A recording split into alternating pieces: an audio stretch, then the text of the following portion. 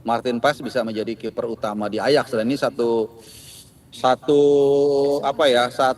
hal yang sangat membanggakan dan positif juga, menjaga gawang Indonesia main di klub sebesar Ajax dan bahkan pemain utama.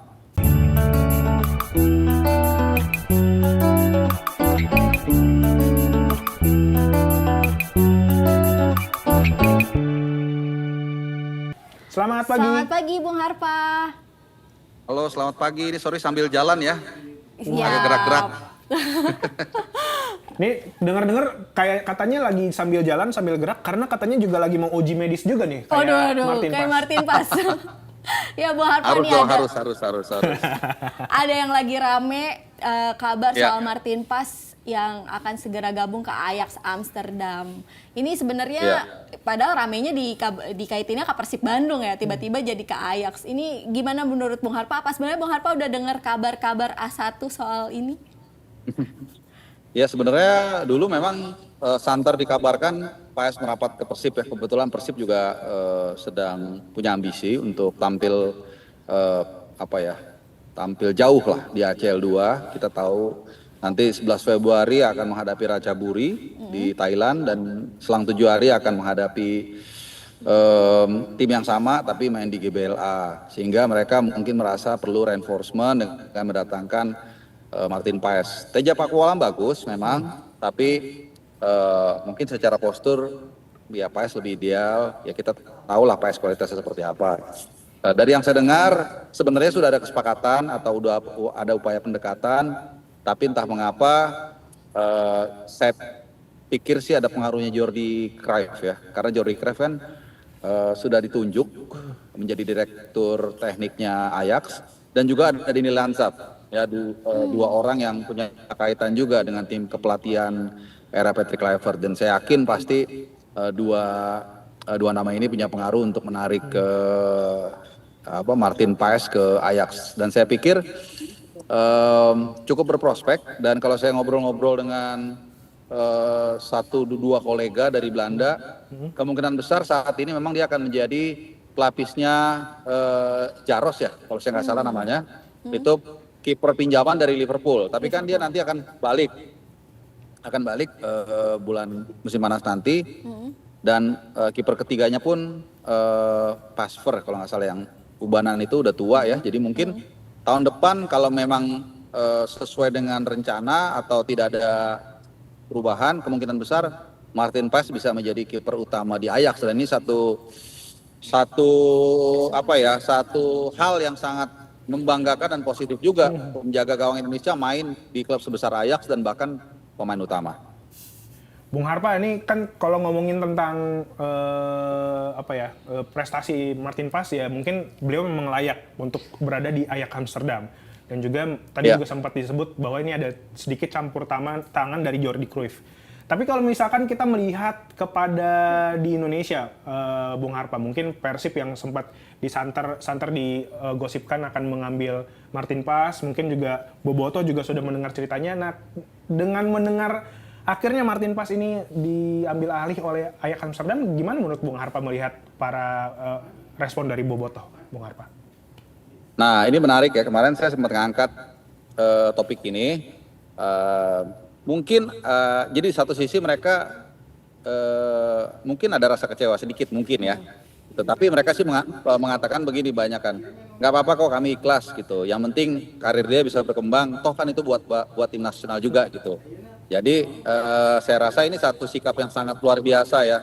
Jadi tentu sebagai Boboto pasti mereka berharap juga pengen ada Martin Paes, tapi kalau memang dia pindah ke Ajax, which is it's a good move dan satu achievement yang luar biasa, ya mereka juga senang juga gitu. Jadi sebenarnya buat Boboto sih, mereka ke Persib senang, ke Ajax juga senang. Jadi ya kita hanya bisa berharap Martin Paes bisa sukses di Ajax, dan juga Persib bisa tetap melangkah jauh di ACL 2, karena kalau bagaimanapun juga kan membawa nama Indonesia, dan kemudian kalau Persib itu bisa jauh langkahnya di ACL 2, nanti jatah kita di Asia juga bisa bertambah. Kan saat ini kita nggak dapat jatah ACL 1 nih, baru ACL 2 sama AFC Challenge. Nah kalau koefisien kita naik karena Persib bisa melangkah jauh, nah itu nanti yang diuntungkan klub-klub lain juga di BRI Super League musim depan, begitu. Nah, Bung Harpa, dengan pindahnya Martin Paes ke Ajax, ini menambah daftar para pemain timnas Indonesia yang dinaturalisasi kalau membuktikan kalau karirnya tuh bisa menanjak dengan membela timnas Indonesia. Sebelum Martin Paes ada Jitse, lalu ada Calvin Verdong dan Kevin Dix. Ini Bung Harpa melihatnya gimana nih di tengah beberapa pemain naturalisasi juga akhirnya mengalami penurunan performa?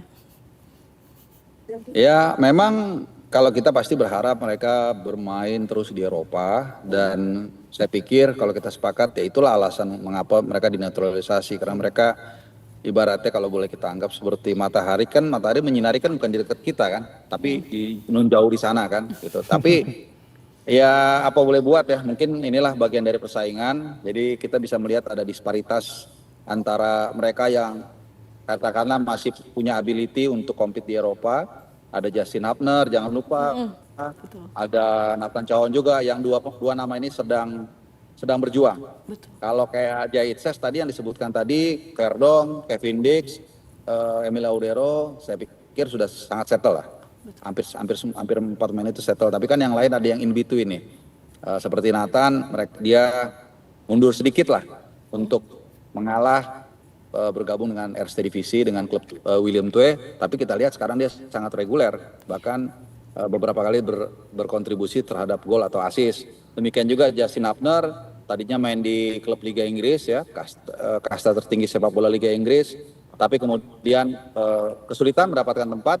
Dia dalam tanda kutip mengalah untuk bermain di klub semenjana lah, Fortuna Sittard, tapi sekarang kita lihat dia cukup reguler gitu. Jadi ya kita punya harapan, ya pasti.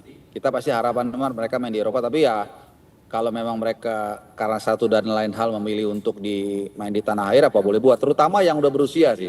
Kalau kayak Jordi Amat, lalu Tom Hai, ya mungkin sulit juga ya. Tapi kalau yang udah muda sih, kalau saya berharap tetap main di Eropa. Bung Harpa kan tadi juga sempat disebut menyinggung mengenai Jordi Cruyff yang sekarang masih menjadi penasihat teknis PSSI dan juga menjadi direktur teknik dari Ajax Amsterdam. Ya. Dengan posisinya ini, apakah masih ada potensi-potensi dari pemain-pemain kita yang nantinya juga akan diboyong ke Ajax Amsterdam, Bung Harpa? Kalaupun tidak, nama-namanya mungkin bisa disebut gak atau inisial. Iya betul. Siapa tahu Bung Harpa udah ada asapnya ya. Pertama saya agak sedikit kita sedikit dibingungkan dengan keputusan Jordi Cruyff merapat ke Ajax sebagai direktur teknik. Ini penting dulu nih, basic dulu. Kenapa? Karena kalau kita baca di official statement di Ajax, di klub, di website resminya Ajax Amsterdam, quotation saya masih ingat, I fully commit to Ajax. Jordi Cruyff mengatakan seperti itu. Nah, kan kita patut bertanya, fully commit, berarti kan full kan 100% ya. Iya. Nah, kita jadi bertanya-tanya, sebenarnya posisi dia bersama timnas ini seperti apa? Masih ada sampingan atau apa, kita nggak tahu. Itu yang pertama. Yang kedua, soal apakah kemudian ada pemain kita yang diboyong, itu tergantung dari kemampuannya juga. Kita tahu Jordi Cruyff sebagai pemain mungkin dia nggak terlalu berhasil, tapi sebagai direktur teknik di Barcelona, ya konon dia salah satu orang yang merekomendasikan Lamine Yamal. Jadi saya pikir nggak akan main-main. Kalau memang ada yang bagus pasti diboyong. Kalau enggak ya nggak akan mungkin ya, istilahnya nepotisme lah seperti itu untuk memanggil pemain yang sebenarnya nggak punya kapasitas gitu. Tapi ya kita berharap ada lah yang dipanggil lagi selain Martin Paes. Nah, Bung Harpa, nantinya tadi Bung Harpa juga udah menyinggung kalau ada peluang Martin Paes akan jadi kiper utama di Ajax ya. Jika nanti itu terjadi dan itu akan jadi persaingan antara Martin Paes dan Emil Audero untuk memperebutkan posisi kiper utama di timnas Indonesia. Ini kalau menurut Bung Harpa, siapa yang akhirnya akan lebih layak dan dipilih oleh John Hertman untuk jadi kiper utama? Ya, ini pertanyaan menarik ya, karena entah mengapa kita itu menumpuk di area pertahanan, kiper, back, terutama back kiri, back kanan juga kita banyak, ada Kevin Dix, ada Eleanor Reinders, ya banyak sekali, ada Sandy Walsh gitu ya. Jadi banyak lah kalau di area tengah sama belakang. Tadinya dulu kan awalnya kan Martin Paes ya jadi kiper nomor 1 kita, tapi kemudian Emil masuk, ternyata Emil cemerlang juga penampilannya, bahkan saat ini bermain di kasta tertinggi sepak bola Serie A di Italia kan. Betul. Dan cukup stabil juga di papan tengah bersama Cremonese. di saat yang sama Martin Paes itu agak declining sebenarnya. 6 bulan lebih dia nggak main bersama Dallas FC, jadi sempat cedera waktu itu, digantikan kiper kedua Kolodi namanya, tapi Kolodinya lumayan, akhirnya dia nggak dapat minute play sampai akhirnya dia pindah ke Ajax. Nah, kalau sekarang sih ditanya, saya pilih Emil Laudero secara performa dan secara regularitas, tapi kalau nanti kemudian dia di Ajax reguler ya kita nggak tahu juga. Gitu. Belum lagi ada, jangan lupa kita ada Sirus Margono loh main di Liga Kosovo yang nggak pernah dilirik sama sekali. Jadi pilihan itu banyak ya, nanti tinggal tinggal mungkin feeling juga dari Hartman dan juga pertimbangan tertentu. Misalnya, oh saya lebih suka si A atau si Martin Paes walaupun dia jarang main, tapi bagaimana itu kembali lagi ke keputusan pelatih. Tapi kemampuan mereka 11-12 lah, Emil dan Paes terutama. Bung Harpa, ini kan banyak pemain-pemain kita yang dinaturalisasi dan ketika selesai dinaturalisasi bermain dengan timnas Indonesia, pertandingannya disukai oleh para penikmat sepak bola Indonesia dan mungkin dilihat juga oleh para talent scouter luar negeri dan akhirnya karirnya menanjak. Apakah dengan karir menanjak dari contoh-contoh pemain kita yang membela timnas Indonesia akhirnya membuat pemain-pemain yang rencananya ingin dinaturalisasi oleh PSSI ini semakin murah hati untuk atau tertarik untuk saya akan kembali membela merah putih, memudahkan John Hartman yang belakangan lagi mau jalan-jalan ke Eropa nih, Bung Harpa. Ya, kalau situasi terakhir di tim nasional kita sih harusnya lebih gampang ya untuk naturalisasi. Yang susah kan dulu di era mungkin tahun 2021, 2022 karena boleh dibilang itu masih era kegelapan. Ya, pemain juga takut untuk mengambil keputusan untuk naturalisasi. Tapi setelah kita lihat ada Argentina datang, kemudian lolos ke round 3, ke round 4 dan seterusnya, ya sekarang lebih mudah gitu. Jadi level yang mau dinaturalisasi itu lebih tinggi. Ya meskipun ada beberapa kendala, ini kan seperti tambang ya pemain naturalisasi. Jadi reservoirnya atau cadangan ini kan sudah kita tambang mungkin 70-80%. Nah sisanya tinggal sedikit dan itu pun harus di tengah-tengah. Kenapa harus di tengah-tengah? Kalau terlalu bagus juga nggak mungkin mereka mau, ya jujur aja nggak mungkin mereka mau naturalisasi kan. Tapi kalau terlalu jelek juga mohon maaf, ya jangan-jangan takutnya dia cuma ngincer bisa main di BRI Super League kan gitu. Jadi mau nggak mau kita cari yang agak bagus, agak naik sedikit, yang gini, dia menembus tim nasional Belanda misalnya ya, karena banyak diaspora kita dari Belanda, itu sudah sulit, tapi kualitas lumayan bagus. Nah kayak Ole kan gitu waktu itu, dia masih coba-coba nunggu, tapi mungkin dia sadar, kayaknya udah nggak mampu lagi nih, ya udah, saya ambil Indonesia. Nah itu yang menjadi seninya kan, karena ada beberapa nama yang sebenarnya cukup bagus, tapi ya mereka mungkin masih nunggu nih, lihat sikon gitu. Seperti itu. Itu kalau tadi kita bicara soal para pemain yang menanjak karirnya. Nah, beberapa pemain naturalisasi juga memutuskan untuk akhirnya berkarir ke klub-klub di lokal ya. Dan itu usianya nggak termasuk yang usia tua. Ada yang terbaru Dion Marks yang secara mengejutkan pindah ke Persib. Lalu ada Jens Reven, Rafael Strijk. Ini Bung Harpa melihatnya gimana? Apakah seharusnya mereka tetap berjuang berkarir di Eropa atau ya udah nggak apa-apa pindah dulu aja ke liga lokal untuk dapat jam main? Ya situasi ini kan memang membelah opini kita ya. Ada yang nggak setuju, ya jadi kita bebas-bebas aja nih nggak setuju karena ya ngapain kalau dia main di sini juga gitu, apalagi masih muda. Itu tadi yang kita bilang kalau mungkin udah 30-an ya udahlah nggak masalah gitu. Ada yang mengatakan itu kan hak orang, ya kan gitu, selalu begitu. Tapi begini, saya pernah berbincang dengan Pak Hamdan. Pak Hamdan itu kan salah satu orang juga yang menginisiasi atau terlibat dalam naturalisasi. Nah itu naturalisasi, dia sebenarnya mengatakan ada semacam fakta integritas ya atau aturan tidak tertulis untuk tidak bermain di Indonesia sebenarnya. Tapi memang bukan melarang ya, kayak dianjurkan. Nah ini kan ternyata pelan-pelan satu persatu matahari itu mendekat ke kita. Yang tadinya menyinari kita melihat mereka datang membawa sesuatu, perbedaan, mindset.